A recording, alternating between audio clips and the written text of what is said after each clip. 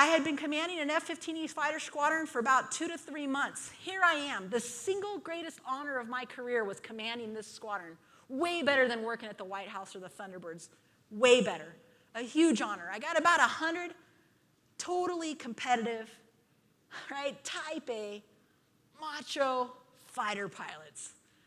They like to be right. They like to be elite, and they are. And they like to be good. And in the first 2 or 3 months, I sat back and I watched, and we were starting to miss little things. Little things, not big things, little things were falling out. And about 3 months into it, I landed from a sortie, and here comes the wing commander screaming at me across the tarmac. He says, Fifi, in my office, 2 of your guys messed up. I'm standing literally at attention, getting yelled at for the first time in my military career. I go back to the squadron, and I bring in the 2 said individuals who were the instructors in the formation. And here's the thing.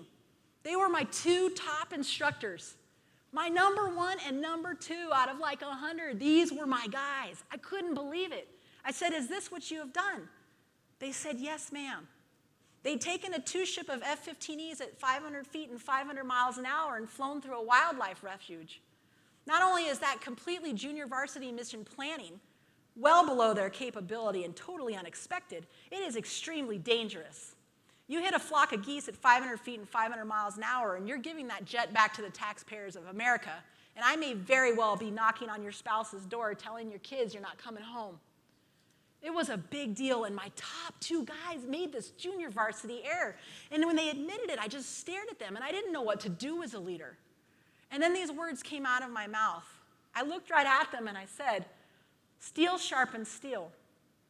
I'd never said that in my life. And it was kind of one of those like slow motion movies, steel sharpens steel, and they looked at me like, okay. And I said, gentlemen, you have 2 options. Option 1 is I remove you from being an evaluator and instructor pilot in the squadron and you become a line pilot again. That didn't go over well with the fighter pilot ego. Status is everything. Or option 2 is at my next commander's call, I'm going to put the word steel sharpens steel up on stage, and you're going to talk about what went wrong, how it happened, but more importantly, share with the team so that nobody in this squadron ever makes that mistake ever again. This is the wingman contract in action, and they said, ugh. They went with option B, and when they took that stage, it was painful. Not going to lie. The tension was thick in the room. You don't do this often, publicly. Yeah, in the debrief of your formation you do, but in front of like 100 people, you just don't do this, right? It hurt, and it was hard for the guys on stage, but I got to tell you, the people who were most uncomfortable were the ones in the audience, because they're thinking, oh, but for the grace of God go I. I'm going to be next. And over the next 6 months, it was like pulling teeth for me. Someone talks steel sharpens steel. Maybe they're big things, maybe they're little things, but there's always ways to improve and get better. And unless we're willing to share our mistakes, we're not going to get better as a team. And all of a sudden, about month 7, like this light bulb went on. It was like a switch was flicked in my squadron. And people started coming up and saying, ma'am, I've got a steel sharpens steel moment. Can I share?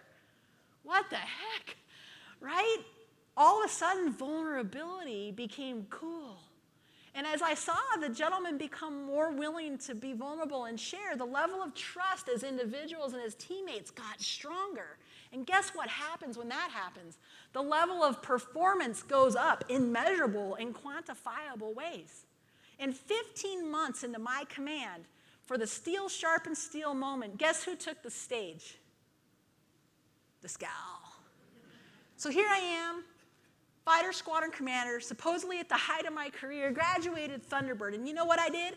I tried to show a student how I could grease a strike eagle right on brick 1. And I landed 3 feet short of the overrun. 3 feet short of the runway. Thank God there was an underrun, and at Seymour Johnson, it's rather large. So that worked out for me. Here's the thing the student didn't know. Nobody knew. But I took the stage and shared it because it was the right thing to do. And as a leader, I didn't have a leg to stand on if I didn't get up there and do that. And when I left the squadron several months later with my change of command, it's tradition in a fighter squadron that they give a gift, and that gift usually stays in the physical building in the squadron itself. And they gave me this gift, this big, huge sign that's still the first thing you see when you walk into the 333rd Fighter Squadron. It's a sign, it says Lancers. That's who we were.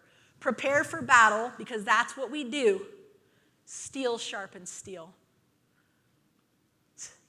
Accountability.